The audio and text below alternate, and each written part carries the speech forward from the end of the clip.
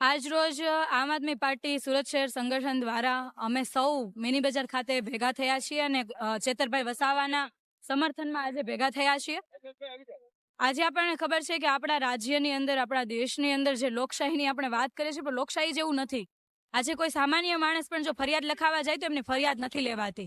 જ્યારે બીજી બાજુ ભાજપના ગુંડાઓ ફરિયાદ લખે એટલે તરત જ ફરિયાદ નોંધાઈ જાય છે। મનરેગા કૌભાંડમાં કરોડો રૂપિયાનું કૌભાંડ થયું, લોકોના પૈસા જે કહેવાય ને કે કૌભાંડ રૂપે થયા, નેતાઓના ખીચામાં ગયા, ત્યારે આ વખતે ચેતરભાઈ વસાવા જે ધારાસભ્ય છે એમણે આ મનરેગા કૌભાંડ ખુલ્લું પાડ્યું, તો એમને એન કેન પ્રકારે એમનો અવાજ દબાવી દેવા માટે ચેતરભાઈ ઉપર ખોટી ફરિયાદો કરીને એમને જેલમાં રાખવામાં આવ્યા છે। એટલે અમે ભાજપના શાસકોને, તમામ લોકોને એટલું જ કહેવા માંગીએ છીએ કે તમે કદાચ કોઈ પણ પ્રકારના તમે અમારા અવાજ દબાવો, જોર હુકુમી જે અંગ્રેજોએ જે કર્યું હતું, આજે તમે પણ એ જ રસ્તે ચાલી રહ્યા છો, પરંતુ ગુજરાતની જનતા ક્યારેય માફ નહીં કરે। અને અમને ગુજરાતની જનતા ઉપર વિશ્વાસ છે ને એ લોકોનો એટલો સાથ સહકાર છે કે અત્યારે અમે જે અવાજ અને જે તાકાતથી અવાજ ઉઠાવીએ છીએ એના કરતાં પણ વધારે તાકાતથી આવનારા સમયમાં અવાજ ઉઠાવીશું।